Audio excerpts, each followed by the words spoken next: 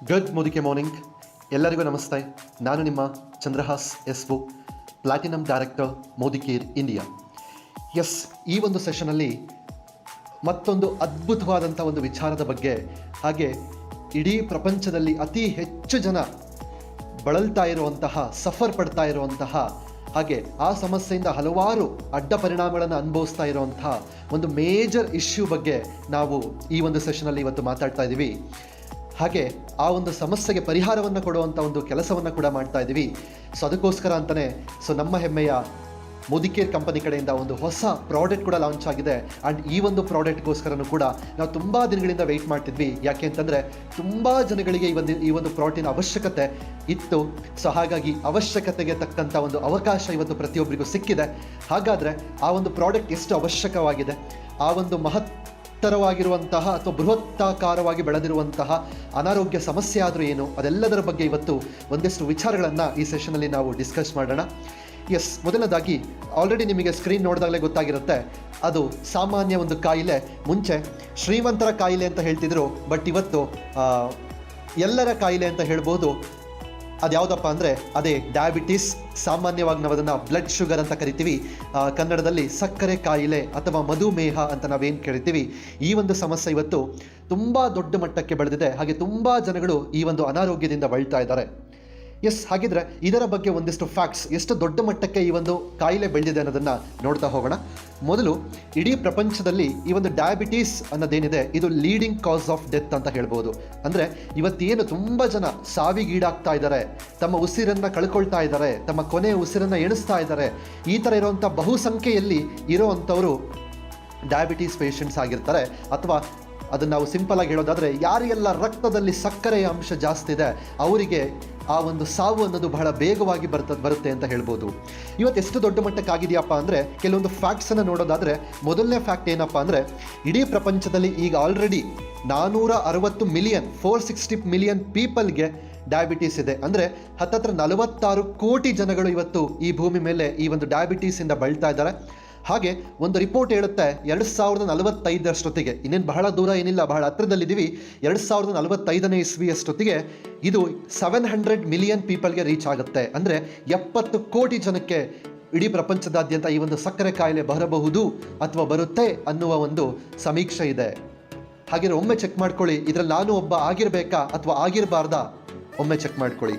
Next, ಭಾರತದ ಸತ್ಯಾಂಶಗಳನ್ನು ನೋಡೋದಾದರೆ, ಭಾರತದಲ್ಲಿ ಇವತ್ತು ಮೊದಲನೇ ಫ್ಯಾಕ್ಟ್ ಏನಪ್ಪ ಅಂತಂದರೆ, ಪ್ರತಿ ವರ್ಷ 10 ಲಕ್ಷ ಜನ ತಮ್ಮ ಜೀವವನ್ನು ಕಳ್ಕೊಳ್ತಿದ್ದಾರೆ. ಅಂದರೆ ಅದಕ್ಕೆ ಮುಖ್ಯವಾದ ಕಾರಣ ಈ ಒಂದು ಸಕ್ಕರೆ ಕಾಯಿಲೆ ಅಥವಾ ಡಯಾಬಿಟೀಸ್.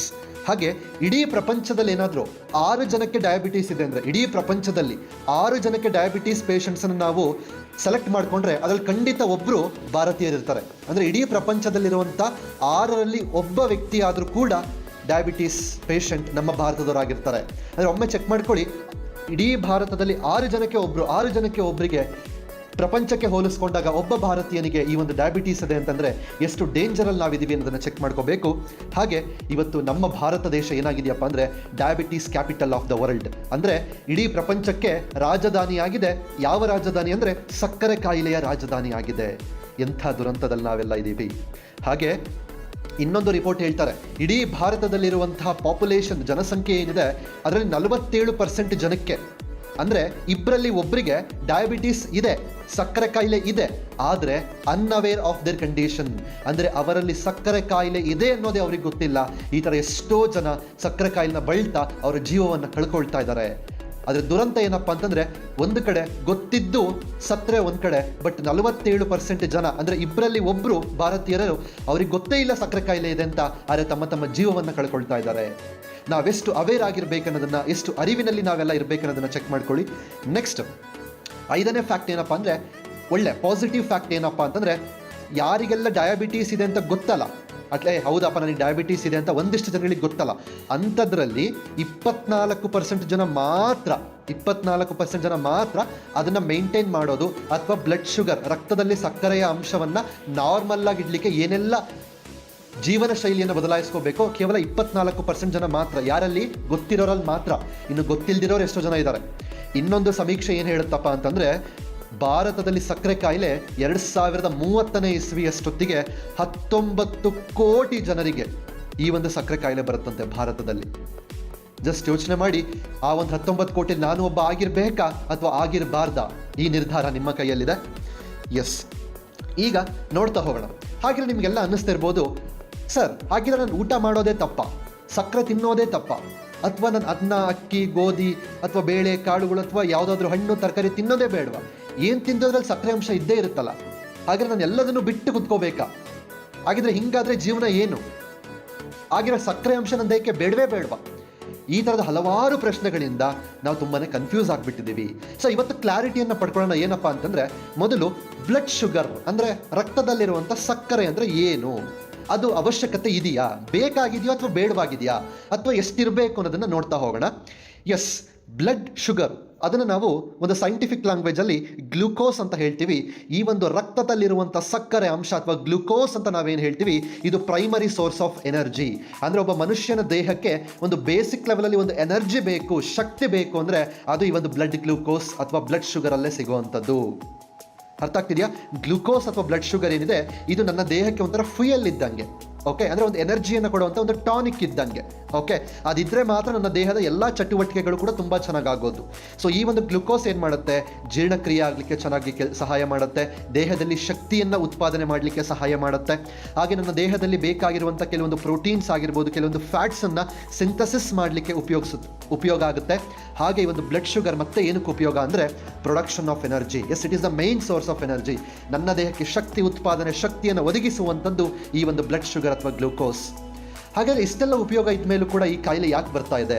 ಅದಕ್ಕೆ ನಾವೊಂದು ಗಾದೆ ಮಾತು ಕೇಳ್ತೀವಿ, ಜಾಸ್ತಿ ಆದರೆ ಅಮೃತನೂ ಕೂಡ ವಿಷ ಆಗುತ್ತೆ ಅಂತ ಹೇಳಿ. ಎಸ್, ಇವತ್ತು ಯಾರಿಗೆಲ್ಲ ಸಕ್ಕರೆ ಕಾಯಿಲೆ ಬಂದಿದೆ ಅವರಲ್ಲಿ ಆಗಿರೋದಷ್ಟೇ. ಅದು ಎಷ್ಟು ಪ್ರಮಾಣದಲ್ಲಿ ಇಷ್ಟಿರಬೇಕು ಅಷ್ಟಿದ್ದಿದ್ರೆ ಯಾವ ಸಮಸ್ಯೆನೂ ಬರ್ತಿರ್ಲಿಲ್ಲ, ಬಟ್ ಅದಕ್ಕಿಂತ ಜಾಸ್ತಿ ಆಗಿಬಿಟ್ಟಿದೆ. ಎಸ್, ಈಗ ಇನ್ನೊಂದು ವಿಚಾರವನ್ನು ತಿಳ್ಕೊಳ್ಳೋಣ. ಅದೇನು ಅನ್ನೋದಾದರೆ, ವಾಟ್ ಈಸ್ ಇನ್ಸುಲಿನ್, ಅದರ ರೋಲ್ ಏನು? ಎಸ್, ಇನ್ಸುಲಿನ್ ಅನ್ನೋದೇನಪ್ಪ ಅಂತಂದರೆ, ಅದನ್ನು ಸೈಂಟಿಫಿಕ್ ಲ್ಯಾಂಗ್ವೇಜಲ್ಲಿ ನಾವು ಹಾರ್ಮೋನ್ಸ್ ಅಂತೇಳಿ ಕರಿತೀವಿ. ಓಕೆ, ಈ ಒಂದು ಇನ್ಸುಲಿನನ್ನು ಉತ್ಪತ್ತಿ ಮಾಡುವಂತಹ ಅಥವಾ ಪ್ರೊಡಕ್ಷನ್ ಮಾಡುವಂತಹ, ಮ್ಯಾನುಫ್ಯಾಕ್ಚರ್ ಮಾಡುವಂಥ ಒಂದು ಅಂಗಾಂಗ ಯಾವುದಪ್ಪ ಅಂತಂದರೆ ಅದೇ ಪ್ಯಾಂಕ್ರಿಯಾಸ್. ಈ ಪ್ಯಾಂಕ್ರಿಯಾಸ್ ಏನು ಮಾಡುತ್ತೆ, ಇನ್ಸುಲಿನ್ ಅನ್ನೋ ಒಂದು ಹಾರ್ಮೋನನ್ನು ಸಿಂಥಸೈಸ್ ಮಾಡುತ್ತೆ. ಸೊ ಇನ್ಸುಲಿನ್ ಏನು ಮಾಡುತ್ತಪ್ಪ ಅಂತಂದರೆ, ನನ್ನ ರಕ್ತದಲ್ಲಿರುವಂತಹ ಸಕ್ಕರೆಯ ಅಂಶವನ್ನು ಅಥವಾ ನನ್ನ ದೇಹದಲ್ಲಿರುವಂತಹ ಸಕ್ಕರೆಯ ಅಂಶವನ್ನು ರೆಗ್ಯುಲೇಟ್ ಮಾಡೋದು. ಅಂದರೆ ಎಲ್ಲೆಲ್ಲಿ ಯಾವುದ್ಯಾವುದಕ್ಕೆ ಬೇಕು, ರಕ್ತದಲ್ಲಿ ಎಷ್ಟಿರಬೇಕು, ಯಾವ್ಯಾವ ಅಂಗಾಂಗಗಳಿಗೆ ಎಷ್ಟೆಷ್ಟು ಹೋಗಬೇಕು, ಇವೆಲ್ಲವನ್ನು ಕೂಡ ಮೇಂಟೈನ್ ಮಾಡುವಂಥ ಕೆಲಸ ಈ ಒಂದು ಇನ್ಸುಲಿನ್ ಮಾಡುತ್ತೆ.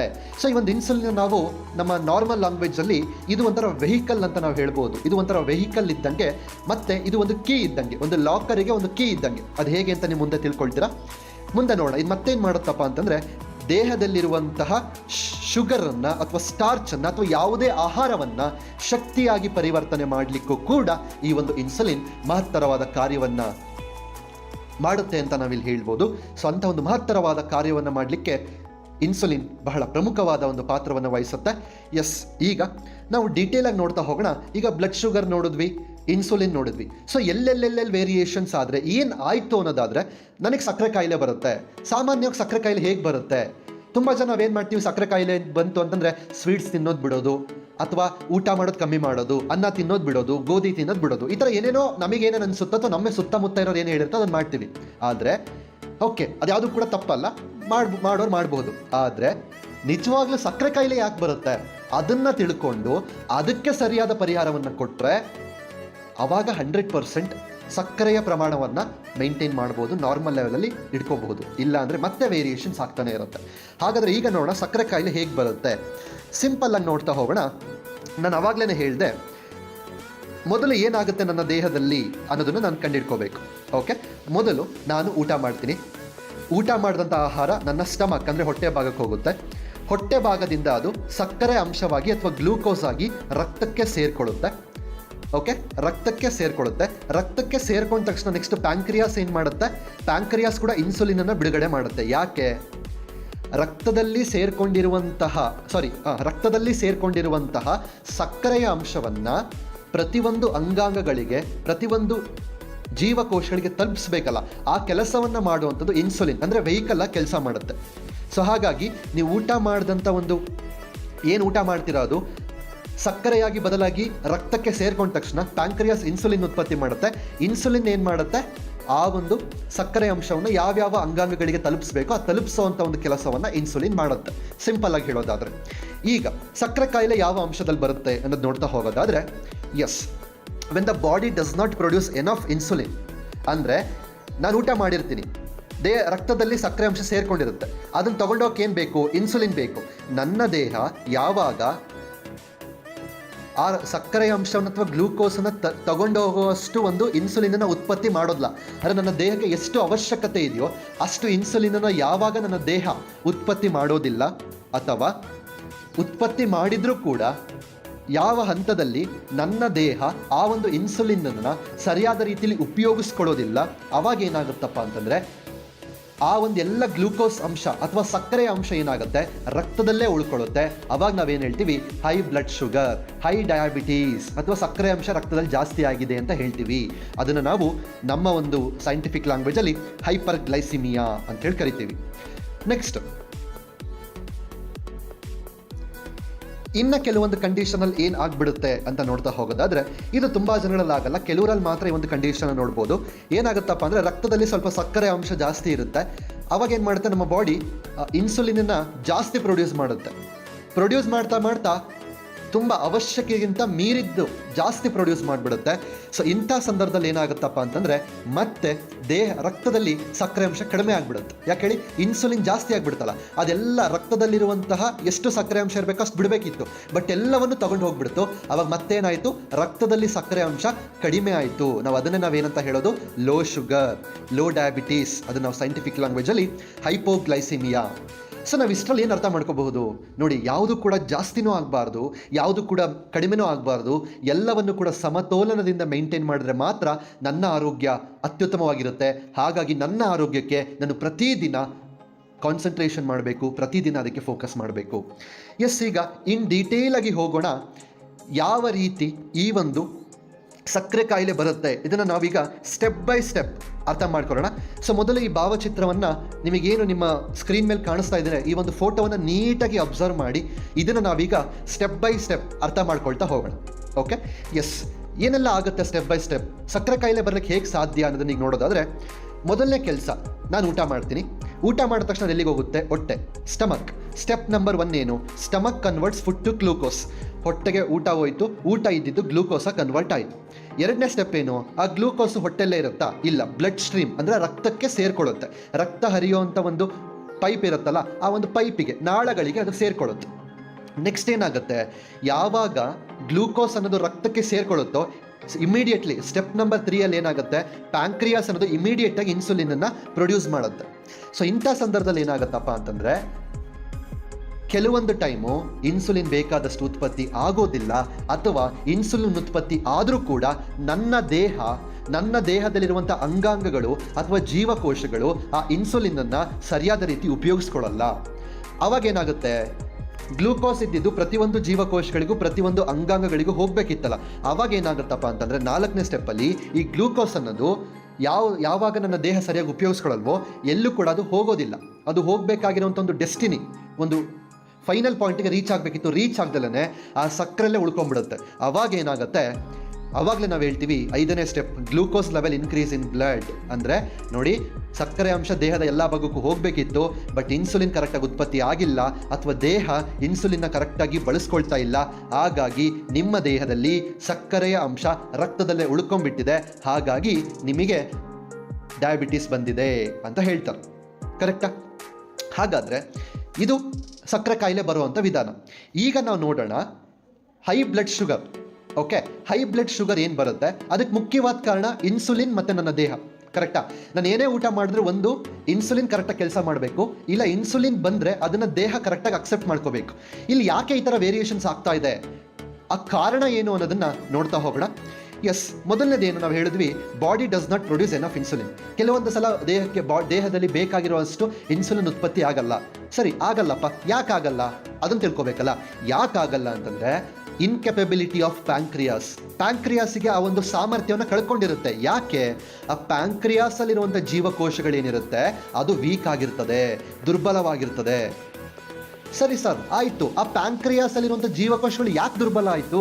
ಯಾಕೆ ಅಂತಂದರೆ ಅದಕ್ಕೆ ಬೇಕಾಗಿರುವಂಥ ನ್ಯೂಟ್ರಿಷನ್ ನಾವು ಕೊಡಲಿಲ್ಲ, ಅದರಲ್ಲಿ ಫೇಲ್ ಆದ್ವಿ ನಾವು. ಕಂಪ್ಲೀಟ್ ನ್ಯೂಟ್ರಿಷನಲ್ ಡಿಫಿಷಿಯನ್ಸಿ ಅಂದರೆ ಆ ಜೀವಕೋಶಗಳಿಗೆ ಬೇಕಾಗಿರುವಂಥ ಪ್ರೋಟೀನ್ಸ್ ಕೊಡಲಿಲ್ಲ, ವಿಟಮಿನ್ಸ್ ಕೊಡಲಿಲ್ಲ, ಮಿನರಲ್ಸ್ ಕೊಡಲಿಲ್ಲ. ಈ ಥರ ಅನೇಕ ಪೋಷಕಾಂಶಗಳನ್ನು ಯಾವಾಗ ನಾವು ಅದಕ್ಕೆ ಕೊಡಲಿಲ್ವೋ ಆವಾಗ ಅದು ದುರ್ಬಲ ಆಗ್ತಾ ಹೋಯಿತು. ಯಾವಾಗ ಅದು ದುರ್ಬಲ ಆಯಿತು, ಅದು ಇನ್ಸುಲಿನ್ ಪ್ರೊಡ್ಯೂಸ್ ಮಾಡುವಂಥ ಶಕ್ತಿಯನ್ನು ಕಳ್ಕೊಳ್ತು. ಆವಾಗ ಪ್ಯಾಂಕ್ರಿಯಾಸ್ ವೀಕ್ ಆಯಿತು, ಇನ್ಸುಲಿನ್ ದೇಹದಲ್ಲಿ ಕಡಿಮೆ ಆಯಿತು, ದೇಹದಲ್ಲಿ ಸಕ್ಕರೆ ಅಂಶ ಜಾಸ್ತಿ ಆಯಿತು. ನೆಕ್ಸ್ಟ್ ನೋಡೋಣ. ಎರಡನೇ ಕಂಡೀಷನ್ ಏನಪ್ಪ ಅಂದರೆ body does not used it properly. ಸರಿ, ಇನ್ನೊಂದು ಕಂಡೀಷನ್ ಏನಪ್ಪ ಅಂದರೆ ಪ್ಯಾಂಕ್ರಿಯಾಸನ್ನು ಚೆನ್ನಾಗಿ ಕೆಲಸ ಮಾಡ್ತು, ಇನ್ಸುಲಿನನ್ನು ಚೆನ್ನಾಗಿ ಉತ್ಪತ್ತಿ ಮಾಡ್ತು, ಆದರೆ ದೇಹ ಆ ಒಂದು ಇನ್ಸುಲಿನನ್ನು ಸರಿಯಾಗಿ ಬಳಸ್ಕೊಳ್ಳಿಲ್ಲ. ಈ ಥರ ಯಾಕಾಗುತ್ತೆ? ಸೊ ಯಾಕೆ ಅಂತ ನಿಮಗೆ ಸ್ಕ್ರೀನ್ ಮೇಲೆ ಕಾಣಿಸ್ತಿರುವಂತಹ ಒಂದು ಭಾವಚಿತ್ರವನ್ನು ನೋಡಿದ್ರೆ ಗೊತ್ತಾಗುತ್ತೆ. ಪ್ರತಿಯೊಂದು ಜೀವಕೋಶಗಳಲ್ಲೂ ಅಥವಾ ಪ್ರತಿಯೊಂದು ಅಂಗ, ಫಾರ್ ಎಕ್ಸಾಂಪಲ್ ಒಂದು ಹಾರ್ಟ್ ಅಂತ ತಗೊಳ್ಳಿ, ಓಕೆ, ಒಂದು ಹೃದಯ ಅಂತ ತಗೊಳ್ಳಿ.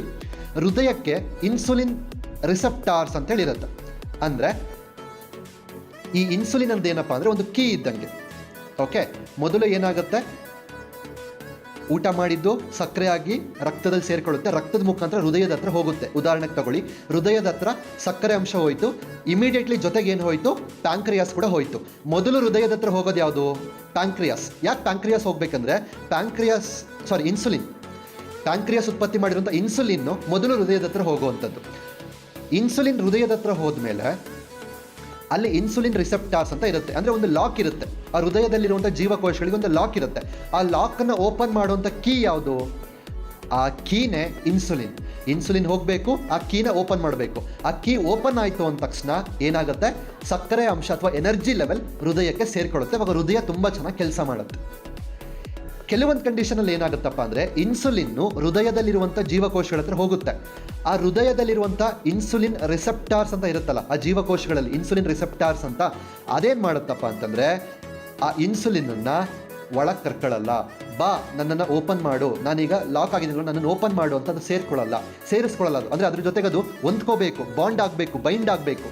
ಹೃದಯದಲ್ಲಿರುವಂಥ ಜೀವಕೋಶಗಳು ಎಕ್ಸಾಂಪಲ್ ಕೊಡ್ತಿರೋದು ಆ ಥರ ಯಾವುದೇ ರೀತಿ ಜೀವಕೋಶಗಳಾಗಿರ್ಬೋದು, ಅದು ಒಪ್ಕೊಳ್ಳೋದಿಲ್ಲ. ಆವಾಗ ಏನಾಗುತ್ತೆ, ಇನ್ಸುಲಿನ್ ಎಷ್ಟೇ ಪ್ರಯತ್ನ ಪಟ್ಟರೂ ಆ ಲಾಕ್ ಓಪನ್ ಆಗೋದಿಲ್ಲ. ಆವಾಗ ಸಕ್ಕರೆ ಅಂಶ ಆ ಜೀವಕೋಶದ ಒಳಗಡೆ ಬರಲಿಕ್ಕೆ ಆಗೋದಿಲ್ಲ. ಆವಾಗ ಏನಾಗುತ್ತೆ, ಮತ್ತೆ ಸಕ್ಕರೆ ಅಂಶ ರಕ್ತದಲ್ಲೇ ಉಳ್ಕೊಳ್ಳುತ್ತೆ, ಮತ್ತೆ ಬ್ಲಡ್ ಶುಗರ್ ಜಾಸ್ತಿ ಆಗುತ್ತೆ. ಹಾಗಾದರೆ ನೋಡೋಣ ಈಗ ಯಾಕೆ ಈ ಥರ ಆಗುತ್ತೆ, ಯಾಕೆ ಜೀವಕೋಶಗಳಲ್ಲಿರುವಂತಹ ಸೆಲ್ಸಲ್ಲಿರುವಂತಹ ಇನ್ಸುಲಿನ್ ರಿಸೆಪ್ಟರ್ಸ್ ಯಾಕೆ ಈ ಥರ ಆಗುತ್ತೆ ಅಂತ ನೋಡೋದಾದರೆ ಮುಖ್ಯವಾದ ಕಾರಣ ಏನಪ್ಪ ಅಂತಂದರೆ ಯಾರ ದೇಹದಲ್ಲಿ ಹೆಚ್ಚು ಟಾಕ್ಸಿನ್ಸ್ ಅಂಶ ಅಂದರೆ ವಿಷದ ಅಂಶ, ಅಂದರೆ ಜಂಕ್ ಫುಡ್ಸಿಂದ ಆಗಿರಬಹುದು, ಅಥವಾ ಕಲಬೆರಕೆ ಅಡಿಗೆ ಎಣ್ಣೆಯಿಂದ ಆಗಿರಬಹುದು, ಅಥವಾ drinking, smoking, gutka, non veg, ಈ ಥರ ಅನೇಕ ಕಾರಣದಿಂದ ಯಾರ ದೇಹದಲ್ಲಿ ವಿಷದ ಅಂಶ ಜಾಸ್ತಿ ಆಗಿರುತ್ತೋ ಅವರಲ್ಲಿ ಈ ಥರ ಸಮಸ್ಯೆಗಳು ಕಂಡುಬರುತ್ತೆ. ಹಾಗೆ ಹೈ ಬ್ಯಾಡ್ ಕೊಲೆಸ್ಟ್ರಾಲ್ ಅಥವಾ ಫ್ಯಾಟ್, ಯಾರಿಗೆಲ್ಲ ಒಬೆಸಿಟಿ, ಬೊಜ್ಜಿದೆ, ತುಂಬ ದೇಹದಲ್ಲಿ ಕೊಲೆಸ್ಟ್ರಾಲ್ ಅಂಶ ಜಾಸ್ತಿ ಇದೆ, ಕೊಬ್ಬಿನ ಅಂಶ ಜಾಸ್ತಿ ಇದೆ, ವಿಸರಲ್ ಫ್ಯಾಟ್, ಬಾಡಿ ಫ್ಯಾಟ್, ಇದೆಲ್ಲ ಯಾರಲ್ಲಿ ಜಾಸ್ತಿ ಇದೆ ಅವರಲ್ಲಿ ಈ ರೀತಿ ಸಮಸ್ಯೆಗಳು ಕಂಡುಬರ್ತದೆ. ಇನ್ಸುಲಿನ್ ರಿಸೆಪ್ಟರ್ಸ್ ಕರೆಕ್ಟಾಗಿ ಕೆಲಸ ಮಾಡೋದಿಲ್ಲ. ಹಾಗೆ ಹಾರ್ಮೋನ್ ಇಂಬ್ಯಾಲೆನ್ಸ್, ಯಾರ ದೇಹದಲ್ಲಿ ಹಾರ್ಮೋನ್ ಇಂಬ್ಯಾಲೆನ್ಸ್ ಆಗ್ತದೆ. ಹಾಗೆ ಲಾಸ್ ಆಫ್ ಸೆನ್ಸಿಟಿವಿಟಿ, ಅಂದರೆ ಒಂದು ಸೆನ್ಸಿಟಿವಿಟಿ ಅಂತ ನಾವೇನು ಹೇಳ್ತೀವಿ ಅದು ಯಾವಾಗ ಕಳ್ಕೊಳ್ತೀವಿ ಆವಾಗ ಈ ರೀತಿ ಸಮಸ್ಯೆಗಳು ನಮಗೆ ಕಂಡುಬರುತ್ತದೆ. ಎಸ್, ಈ ರೀತಿ ಅನೇಕ ಕಾರಣಗಳಿರುತ್ತೆ. ಆ್ಯಂಡ್ ಇದೆಲ್ಲದೂ ಕೂಡ ನನ್ನ ಕೈಯಲ್ಲಿ ಇರುವಂಥದ್ದು. ನನ್ನ ಜೀವನ ಶೈಲಿಯನ್ನು ಸರಿ ಮಾಡಿಕೊಂಡ್ರೆ ಇವೆಲ್ಲವನ್ನು ಕೂಡ ನಾನು ಸರಿ ಮಾಡ್ಕೋಬಹುದು. ಬಟ್ ಯಾಕೆ ಬರ್ತಾ ಇದೆ ಅಂತ ನಾನು ಅರ್ಥ ಮಾಡ್ಕೋಬೇಕಾಗಿತ್ತು, ಅದನ್ನು ನಾವೀಗ ಅರ್ಥ ಮಾಡ್ಕೊಂಡ್ವಿ. ಹಾಗಾಗಿ ನಾವು ಹೇಳೋದು glucose health is very very important. Okay, ಈ ಸಕ್ಕರೆ ಅಂಶವನ್ನು ನನ್ನ ದೇಹದಲ್ಲಿ ಕಾಪಾಡಿಕೊಳ್ಳುವಂಥದ್ದು ಬಹಳ ಬಹಳ ಮುಖ್ಯವಾದಂಥದ್ದು. ಇದು ಒಂದು ಇಂಡಿಕೇಟರ್ ಇದ್ದಂಗೆ, ನನ್ನ ಸಂಪೂರ್ಣ ಆರೋಗ್ಯವನ್ನು ಒಂದು ಇಂಡಿಕೇಶನ್ ಮಾಡುವಂಥದ್ದು ಈ ಒಂದು ಗ್ಲುಕೋಸ್ ಲೆವೆಲ್ ಅಂತ ಹೇಳ್ಬೋದು. ಓಕೆ, ಹಾಗಾಗಿ ನಿಮ್ಮ ದೇಹದಲ್ಲಿ ಈ ಒಂದು ಗ್ಲುಕೋಸ್ ಅಂಶ ತುಂಬ ಜಾಸ್ತಿನೂ ಆಗಬಾರ್ದು, ತುಂಬ ಕಡಿಮೆನೂ ಆಗಬಾರ್ದು. ಇನ್ ಕೇಸ್ ಆ ಥರ ತುಂಬ ಜಾಸ್ತಿ ಆಗೋದು, ತುಂಬ ಕಡಿಮೆ ಆಗೋದಾದರೆ ತುಂಬಾ ಹೆಲ್ತ್ ಪ್ರಾಬ್ಲಮ್ಸ್ ಬರುತ್ತೆ. ಯಾವ ರೀತಿ ಅಂದರೆ diabetes, glaucoma, heart diseases, stroke, ಹಾಗೆ ಈವನ್ ಡೆತ್ ಅಂದರೆ ಸಾವು ಕೂಡ ಬರುವಂಥ ಸಾಧ್ಯತೆ ಇರುತ್ತೆ ಇದು ಹೆಚ್ಚು ಕಡಿಮೆ ಆದರೆ. ಹಾಗಾಗಿ ಆರೋಗ್ಯವಂತ ಒಂದು ಗ್ಲುಕೋಸ್ ಲೆವೆಲನ್ನು ಮೇಂಟೈನ್ ಮಾಡುವಂಥದ್ದು ವೆರಿ ವೆರಿ ಇಂಪಾರ್ಟೆಂಟ್ ಆಗುತ್ತೆ. ಆವಾಗ ಈ ರೀತಿ ಯಾವುದೇ ರೀತಿ ಅಡ್ಡ ಪರಿಣಾಮಗಳು ಅಥವಾ ಅಡ್ಡ ಕಾಯಿಲೆಗಳು ಬರ್ದಂಗೆ ನಾನು ತಡೆಗಟ್ಟಬಹುದು. ಹಾಗೆ ಆರೋಗ್ಯವಂತ ಜೀವನವನ್ನು ನಾನು ನಡೆಸಬಹುದು.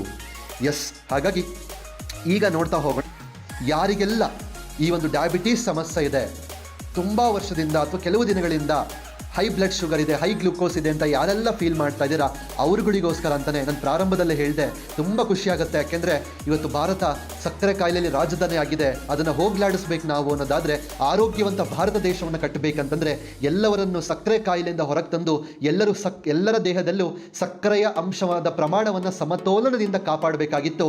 ಅದಕ್ಕೆ ನಮ್ಮಗಳಿಗೆ ಒಂದು ಅದ್ಭುತವಾದಂಥ ಒಂದು ವ್ಯವಸ್ಥೆ, ಒಂದು ಅದ್ಭುತವಾದಂಥ ಪ್ರಾಡಕ್ಟ್ ಬೇಕಾಗಿತ್ತು. ಸೊ ಆ ಒಂದು ಪ್ರಾಡಕ್ಟನ್ನು ಇವತ್ತು ದೇವರ ರೂಪದಲ್ಲಿ ನಮಗೆ ಕೊಟ್ಟಿರುವಂತಹ ಮೋದಿಕೇರ್ ಸಂಸ್ಥೆ ಆಗಿರಬಹುದು. ಮೋದಿಕೇರ್ ಸಂಸ್ಥೆಯ ಮ್ಯಾನೇಜಿಂಗ್ ಡೈರೆಕ್ಟರ್ ಆಗಿರುವಂಥ ನಮ್ಮೆಲ್ಲರ ಆರಾಧ್ಯ ದೈವ ಮಿಸ್ಟರ್ ಸಮೀರ್ ಮೋದಿಜಿ ಅವರುಗಳಿಗೆ ಒಂದು ಗ್ರೇಟೆಸ್ಟ್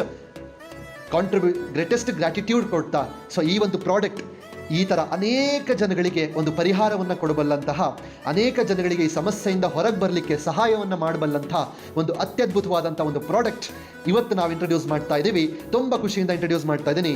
ಅದೇ well gluco health. Wow, yes, ಈ ಒಂದು ಪ್ರಾಡಕ್ಟ್ ಏನಿದೆ ಕಂಪ್ಲೀಟ್ಲಿ ಸೈವೇದಿಕ್ ಫಾರ್ಮುಲಾ ಅಂತ ಹೇಳ್ತೀವಿ. ಅಂದರೆ ಸೈವೇದಿಕ್ ಅಂತಂದರೆ ಆಧುನಿಕ ವಿಜ್ಞಾನ ಮತ್ತು ಆಯುರ್ವೇದದ ಜ್ಞಾನ, ಇವೆರಡರ ಒಂದು ಜ್ಞಾನ ಮತ್ತು ಕೌಶಲ್ಯದ ಒಂದು ಸಮ್ಮಿಶ್ರಣದಿಂದ ಮಾಡಿರುವಂತಹ ಒಂದು ಅದ್ಭುತವಾದಂಥ ಪ್ರಾಡಕ್ಟ್ ಈ ಒಂದು ವೆಲ್ ಗ್ಲೂಕೋ ಹೆಲ್ತ್. ಇದು ಮೇನ್ಲಿ ಏನಕ್ಕಪ್ಪ ಅಂತಂದರೆ ನನ್ನ ದೇಹದಲ್ಲಿ ಸಕ್ಕರೆ ಪ್ರಮಾಣವನ್ನು ಸಮತೋಲನದಲ್ಲಿ ಇಡಲಿಕ್ಕೆ ಸಹಾಯ ಮಾಡಲಿಕ್ಕೆ ಅಂತಲೇ ಬಂದಿರುವಂತಹ ಅತ್ಯುತ್ತಮ ಪ್ರಾಡಕ್ಟ್. ಎಸ್, ಇದನ್ನು ನೈಸರ್ಗಿಕವಾಗಿ ತಯಾರು ಮಾಡಿರ್ತಾರೆ. ಸೊ ಇದರಲ್ಲಿ ಇರುವಂಥ ingredients cinnamon, fenugreek and chromium picolinate. Yes, ಇದನ್ನು ನೈಸರ್ಗಿಕ ಇಂಗ್ರೀಡಿಯೆಂಟ್ಸಿಂದ ಮಾಡಿರ್ತಾರೆ.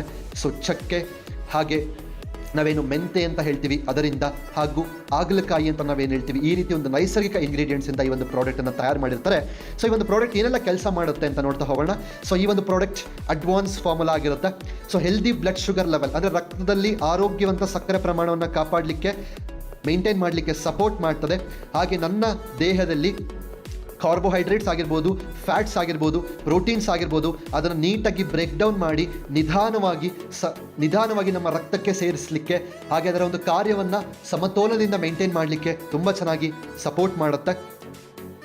ಹಾಗೆ normal insulin utilisation and management, ಅಂದರೆ ದೇಹದಲ್ಲಿ ಇನ್ಸುಲಿನ್ ಯುಟಿಲೈಸೇಷನ್, ನಾವು ಅವಾಗಲೇ ತಾನೇ ಡಿಸ್ಕಸ್ ಮಾಡಿದ್ವಿ, ದೇಹದಲ್ಲಿ ಇನ್ಸುಲಿನ್ ಉತ್ಪತ್ತಿ ಆಗುತ್ತೆ ಬಟ್ ಉಪಯೋಗಿಸ್ಕೊಳ್ಳಲ್ಲ. ಬಟ್ ಈ ಪ್ರಾಡಕ್ಟನ್ನು ಬಳಸೋದ್ರಿಂದ ಆ ಒಂದು ಇನ್ಸುಲಿನ್ನ ಸರಿಯಾದ ರೀತಿಯಲ್ಲಿ ಬಳಸ್ಕೊಳ್ಳೋಕ್ಕೆ, ಹಾಗೆ ಮ್ಯಾನೇಜ್ ಮಾಡಲಿಕ್ಕೆ ನನ್ನ ದೇಹಕ್ಕೆ ಒಂದು ಸಪೋರ್ಟನ್ನು ಕೊಡುವಂಥ ಕೆಲಸ ಈ ಒಂದು ಪ್ರಾಡಕ್ಟ್ ಮಾಡುತ್ತೆ. ಈ ಒಂದು product good manufacturing practice GMP certified ಆಗಿರುತ್ತೆ. ಪ್ಲಾಂಟ್ ಬೇಸ್ಡ್ ಹರ್ಬಲ್ ಇಂಗ್ರೀಡಿಯೆಂಟ್ಸ್ ಅಂತೇಳಿ ಸರ್ಟಿಫೈಡ್ ಆಗಿರುತ್ತೆ. ಎಸ್, ನೆಕ್ಸ್ಟ್ ಇದರಲ್ಲಿರುವಂಥ ಒಂದೊಂದು ಇಂಗ್ರೀಡಿಯೆಂಟ್ ಏನೆಲ್ಲ ಮಾಡ್ತಾ ಹೋಗುತ್ತೆ ಅಂತ ನೋಡ್ತಾ ಹೋಗೋದಾದರೆ, ಕ್ರೋಮಿಯಂ ಪಿಕೋಲಿನೇಟ್ ಏನು ಮಾಡುತ್ತೆ ಅಂತಂದರೆ, ಸೊ ದೇಹದಲ್ಲಿರುವಂಥ ಸಕ್ಕರೆ ಅಂಶವನ್ನು, ಅಂದರೆ ತುಂಬ ಹೈ ಇರುತ್ತಲ್ಲ ಅದನ್ನು ಲೋ ಮಾಡಲಿಕ್ಕೆ, ಅಂದರೆ ನಾರ್ಮಲ್ ಲೆವೆಲ್ಗೆ ತರಲಿಕ್ಕೆ ತುಂಬ ಚೆನ್ನಾಗಿ ಸಹಾಯ ಮಾಡುತ್ತೆ. ಹಾಗೆ ದೇಹದಲ್ಲಿ ಗ್ಲೂಕೋಸ್ ಅಂಶವನ್ನು ಸರಿಯಾದ ರೀತಿಯಲ್ಲಿ ದೇಹ ಬಳಸ್ಕೊಳ್ಳಿಕ್ಕೆ ಸಹಾಯ ಮಾಡುತ್ತೆ. ಸಿನಮೋನ್ ಅಂದರೆ ಚಕ್ಕೆ ಅಂತ ನಾವೇನು ಹೇಳ್ತೀವಿ, ಇದು ಕೂಡ ಹೈ ಬ್ಲಡ್ ಶುಗರನ್ನು ಲೋ ಮಾಡುವಂಥ ಒಂದು ಕೆಲಸ, ಅಂದರೆ ಲೋ ಇನ್ ದ ಸೆನ್ಸ್ ತುಂಬ ಹೈಯಲ್ಲಿರುವಂಥದ್ದನ್ನು ನಾರ್ಮಲಿಗೆ ತರುವಂಥ ಕೆಲಸ ಮಾಡುತ್ತೆ. ಹಾಗೆ ನಾನು ಅವಾಗಲೇ ಒಂದು ಮಾತು ಹೇಳಿದೆ, ದೇಹದಲ್ಲಿ ಸೆನ್ಸಿಟಿವಿಟಿ ಕಮ್ಮಿ ಆಗಿರುತ್ತೆ, ಇನ್ಸುಲಿನನ್ನು ಒಪ್ಕೊಳ್ಳುವಂಥ ಸೆನ್ಸಿಟಿವಿಟಿ ಕಮ್ಮಿ ಆಗಿರುತ್ತೆ ಅಂತ. ಆ ಸೆನ್ಸಿಟಿವಿಟಿಯನ್ನು ಜಾಸ್ತಿ ಮಾಡುವಂಥ ಕೆಲಸ ಈ ಒಂದು ಸಿನಮೋನ್ ಮಾಡುತ್ತೆ. ಹಾಗೆ ಫೆನುಗ್ರೀಕ್ ಅಂದರೆ ಮೆಂತೆ ಅಂತ ನಾವೇನು ಹೇಳ್ತೀವಿ, ಆ ಒಂದು ನೈಸರ್ಗಿಕ ಗಿಡಮೂಲಿಕೆ, ನೈಸರ್ಗಿಕ ಒಂದು ಮೆಂತೆ ಏನು ಮಾಡುತ್ತೆ ಅನ್ನೋದಾದರೆ, ಅದರಲ್ಲಿ ಅತಿ ಹೆಚ್ಚು ಫೈಬರ್ ಇರೋದ್ರಿಂದ, ಆ ಫೈಬರ್ ಏನು ಕೆಲಸ ಮಾಡುತ್ತಪ್ಪ ಇದರಲ್ಲಿರುವಂಥ ಫೈಬರ್ ಅಂತಂದರೆ, ನಾವು ಊಟ ಮಾಡಿದ ತಕ್ಷಣ ಏನಾಗ್ಬಿಡುತ್ತಪ್ಪ ಅಂತಂದರೆ, ಇಮ್ಮಿಡಿಯೇಟ್ಲಿ ನಾನು ಊಟ ಮಾಡಿದ್ದು ಬೇಗ ರಕ್ತಕ್ಕೆ ಸೇರ್ಕೊಂಡ್ಬಿಡುತ್ತೆ. ಆವಾಗ ದೇಹದಲ್ಲಿ ಸಕ್ಕರೆ ಅಂಶ ಬೇಗ ಜಾಸ್ತಿ ಆಗಿಬಿಡುತ್ತೆ. ಬಟ್ ಈ ಪ್ರಾಡಕ್ಟನ್ನು ಬಳಸೋದ್ರಿಂದ, ಫೈಬರ್ ಕಂಟೆಂಟ್ ಇರೋದ್ರಿಂದ ಸಕ್ಕರೆ ಅಂಶವನ್ನು, ಅಂದರೆ ಊಟ ಮಾಡಿದ್ದೀನಲ್ಲ ಖಂಡಿತದಲ್ಲಿ ಸಕ್ಕರೆ ಅಂಶ ಇದ್ದೇ ಇರುತ್ತೆ. ಆದರೆ ಈ ವೆಲ್ ಗ್ಲೂಕೋ ಹೆಲ್ತ್ ತಗೊಂಡಾಗ ಏನಾಗುತ್ತೆ ಅಂದರೆ, ಫೈಬರ್ ಕಂಟೆಂಟ್ ಏನು ಮಾಡುತ್ತೆ ಅಂದರೆ, ಆ ಸಕ್ಕರೆ ಅಂಶವನ್ನು ಒಂದೇ ಸಲ ಆ ರಕ್ತಕ್ಕೆ ಕಳಿಸೋ ಬದಲು ನಿಧಾನಕ್ಕೆ ಎಷ್ಟು ಬೇಕೋ ಅಷ್ಟು ನಿಧಾನವಾಗಿ ಅವಶ್ಯಕತೆ ಇರುವಷ್ಟು ಕಳಿಸುವಂಥ ಒಂದು ಕಾರ್ಯವನ್ನು ಈ ಒಂದು ಪ್ರಾಡಕ್ಟ್ ಮಾಡುತ್ತೆ. ನೆಕ್ಸ್ಟ್ ಬಿಟರ್ ಗಾರ್ಡ್ ಅಂದರೆ ಆಗಲಕಾಯಿ ಅಂತ ನಾವೇನು ಹೇಳ್ತೀವಿ, ಅದು helps bring glucose into the cells for energy. ಅಂದರೆ ಇನ್ಸುಲಿನ್ ಏನು ಕೆಲಸ ಮಾಡುತ್ತೋ ಆ ಕೆಲಸವನ್ನು ಈ ಒಂದು ಆಗಲಕಾಯಿ ಈ ಒಂದು ಪ್ರಾಡಕ್ಟಲ್ಲಿ ಮಾಡುತ್ತೆ. ಅಂದರೆ ಗ್ಲೂಕೋಸ್ ಏನಿದೆ ಅದನ್ನು ಜೀವಕೋಶಗಳಿಗೆ ತಲುಪಿಸೋವಂಥ ಕೆಲಸ ಈ ಒಂದು ಬಿಟರ್ ಗಾರ್ಡ್, ಈ ಒಂದು ವೆಲ್ ಗ್ಲೂಕೋ ಹೆಲ್ತಲ್ಲಿ ಮಾಡುತ್ತೆ. ಹಾಗಾಗಿ ನಾವು ಇಷ್ಟ ತನಕ ಎಲ್ಲ ನೋಡಿದ್ವಲ್ಲ, ಯಾಕೆ ನನಗೆ ಸಕ್ಕರೆ ಕಾಯಿಲೆ ಬರ್ತಿದೆ, ಎಲ್ಲೆಲ್ಲಿ ನಾವು ಎಡುತ್ತಾ ಇದ್ದೀವಿ, ಅಥವಾ ನನ್ನ ದೇಹದಲ್ಲಿ ಏನೆಲ್ಲ ಮಿಸ್ ಆಗ್ತಿರೋದಕ್ಕೆ ಸಕ್ಕರೆ ಅಂಶ ರಕ್ತದಲ್ಲಿ ಜಾಸ್ತಿ ಆಗ್ತಿದೆ ಅಂತ ನಾವೇನೆಲ್ಲ ನೋಡಿದ್ವೋ, ಅದೆಲ್ಲರ ಕರ್ತವ್ಯವನ್ನು ಚೆನ್ನಾಗಿ ಮಾಡಲಿಕ್ಕೆ, ಅದಕ್ಕೆ ಸಪೋರ್ಟ್ ಮಾಡಲಿಕ್ಕೆ, ಆ ಸಮಸ್ಯೆಗಳಿಂದ ಹೊರಗೆ ತರಲಿಕ್ಕೆ ನಿಮ್ಗಳಿಗೆ ಒಂದು ಸಪ್ಲಿಮೆಂಟ್ ರೂಪದಲ್ಲಿ ತುಂಬ ಅದ್ಭುತವಾಗಿ ಸಹಾಯ ಮಾಡುವಂಥ one of the best product ಅಂದರೆ ಅದೇ ವೆಲ್ ಗ್ಲೂಕೋ ಹೆಲ್ತ್. ಎಸ್, ಈ ಒಂದು ಪ್ರಾಡಕ್ಟನ್ನು ಯಾವ ರೀತಿ ಬಳಸಬೇಕನ್ನೋದಾದರೆ, ಡೈಲಿ 2 ಬಾರಿ ಅಂದರೆ ಬೆಳಿಗ್ಗೆ ರಾತ್ರಿ ಊಟ ಆದ ನಂತರ ಆಫ್ಟರ್ ಫುಡ್ ಇದನ್ನು ನೀವು ಬಳಸ್ತೀರಾ. ಓಕೆ, ಸೊ ಇದರ ಒಂದು ಪ್ರೈಸ್ ಬಂದುಬಿಟ್ಟು 999 rupees ಓನ್ಲಿ. ಸೊ ಇದರಲ್ಲಿ ನಿಮಗೆ 60 ಟ್ಯಾಬ್ಲೆಟ್ಸ್ ಇರುತ್ತೆ, 60 ಯೂನಿಟ್ಸ್ ಇರುತ್ತೆ. ಸೊ ನಿಯರ್ಲಿ 1 ಮಂತ್ ಈ ಒಂದು ಬಾಟಲ್ ನಿಮಗೆ 1 ಮಂತ್ ಬರುತ್ತೆ. ಡೈಲಿ 2 times ಆಫ್ಟರ್ ಫುಡ್ ಇದನ್ನು ನೀವು ಕನ್ಸ್ಯೂಮ್ ಮಾಡ್ತಾ ಹೋಗ್ತೀರಾ. ಸೊ ಯಾರಿಗೆಲ್ಲ ಹೈ ಬ್ಲಡ್ ಶುಗರ್ ಇದೆ, ಹೈ ಡಯಾಬಿಟೀಸ್ ಇದೆ ಆ್ಯಂಡ್ ಅದು ತುಂಬಾ ರಿಸ್ಕ್ ಆಗುತ್ತೆ, ಮುಂದೆ ಬೇರೆ ಬೇರೆ ಸೈಡ್ ಎಫೆಕ್ಟ್ಗಳಾಗುತ್ತೆ. ಹಾಗಾಗಿ ನಿಮ್ಮ ರಕ್ತದಲ್ಲಿರುವಂತಹ ಸಕ್ಕರೆ ಅಂಶವನ್ನು ನಾರ್ಮಲ್ ಲೆವೆಲ್ಗೆ ಇಡಲಿಕ್ಕೆ, ನಿಮ್ಮ ದೇಹದಲ್ಲಿ ಏನೇ ಅನಾರೋಗ್ಯ ಸಮಸ್ಯೆಗಳು, ಸಕ್ಕರೆ ಅಂಶಕ್ಕೆ ಸಂಬಂಧಪಟ್ಟ ಏನೇ ಡಿಫಿಷಿಯನ್ಸಿ ಆಗಿದ್ರು ಅದೆಲ್ಲವನ್ನು ಸರಿ ಮಾಡಲಿಕ್ಕೆ ಸಹಕರಿಸುವಂಥ ಒಂದು ಅದ್ಭುತವಾದಂಥ ಪ್ರಾಡಕ್ಟ್ ಅಂದರೆ ಸೊ ಈ ಒಂದು ವೆಲ್ ಗ್ಲುಕೋ ಹೆಲ್ತ್ ಅಂತ ಹೇಳ್ಬೋದು.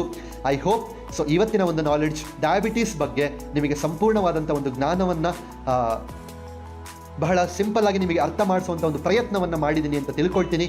ಸೊ ಇಷ್ಟ ಆಗಿದ್ದರೆ ಲೈಕ್ ಮಾಡಿ, ತುಂಬ ಇಷ್ಟ ಆಗಿದ್ದರೆ ಅಥವಾ ನಿಮ್ಮನ್ನು ನೀವು ಪ್ರೀತಿಸ್ಕೊಳ್ತೀರಾ ಅಂದರೆ, ಈ ಸಮಸ್ಯೆಯಿಂದ ಹೊರಗೆ ಬರಬೇಕಂತಂದರೆ ಸೊ ಈ ಒಂದು ಪ್ರಾಡಕ್ಟನ್ನು ಯೂಸ್ ಮಾಡಿ. ಅದಾದಮೇಲೆ ನೀವು ಚೆನ್ನಾಗಾದ್ಮೇಲೆ ಸ್ವಲ್ಪ ಸ್ವಾರ್ಥಿಗಳಿಂದ ನಿಸ್ವಾರ್ಥಿಗಳಾಗಿ ತುಂಬ ಜನ ಈ ಸಮಸ್ಯೆಯಿಂದ ಬಳಲ್ತಿರ್ತಾರೆ. ಅಂಥವರಿಗೆ ಅಟ್ಲೀಸ್ಟ್ ನಾವಿಷ್ಟು ಇನ್ಫಾರ್ಮೇಷನ್ನ ಕುತ್ಕೊಂಡು ಮಾತಾಡಲಿಕ್ಕೆ ಆಗಲ್ಲ ಅಥವಾ ಕಲ್ತ್ಬಿಟ್ಟು ಹೇಳಲಿಕ್ಕೆ ಕೆಲವರಿಗೆ ಕಷ್ಟ ಆಗ್ಬೋದು. ಹಾಗಾಗಿ ಸಿಂಪಲ್ ಆಗಿ ಈ ಒಂದು ವಿಡಿಯೋವನ್ನು ಶೇರ್ ಮಾಡಿದ್ರೆ ಇಡೀ ಭಾರತದ ಒಂದು ಮನುಕುಲಕ್ಕೆ, ಇಡೀ ಭಾರತದ ಜನಗಳಿಗೆ ಈ ಸಕ್ಕರೆ ಕಾಯಿಲೆಯಿಂದ ಹೊರಗೆ ಬರಲಿಕ್ಕೆ ಒಂದು ದೊಡ್ಡ ಕಾಂಟ್ರಿಬ್ಯೂಷನ್ ನಿಮ್ಮ ಪ್ರತಿಯೊಬ್ಬರ ಕಡೆಯಿಂದನೂ ಆಗುತ್ತೆ. ನೀವು ಡಾಕ್ಟರ್ ಆಗಿರಲೇಬೇಕಂತೇನಿಲ್ಲ, ಜಸ್ಟ್ ಈ ಒಂದು ವಿಡಿಯೋವನ್ನು ಶೇರ್ ಮಾಡಿದ್ರೆ ಸಾಕು, ಇನ್ನೊಬ್ಬರಿಗೆ ಆರೋಗ್ಯವನ್ನು ಕೊಡ್ಬೋದು. ಆ ಒಂದು ಕಾಂಟ್ರಿಬ್ಯೂಷನ್ ನಿಮ್ಮ ಪ್ರತಿಯೊಬ್ಬರಿಂದನೂ ಆಗಲಿ ಅಂತ ಹೇಳ್ತಾ ಸೊ ಈ ಒಂದು ಸೆಷನ್ ಇಲ್ಲಿಗೆ ಎಂಡ್ ಮಾಡ್ತಿದ್ದೀವಿ. ಸೊ ಮತ್ತೊಮ್ಮೆ ಈ ವಿಡಿಯೋವನ್ನು ಸಂಪೂರ್ಣವಾಗಿ ನೋಡಿದಂಥ ನಿಮ್ಮೆಲ್ಲರಿಗೂ ಥ್ಯಾಂಕ್ ಯು ಸೋ ಮಚ್.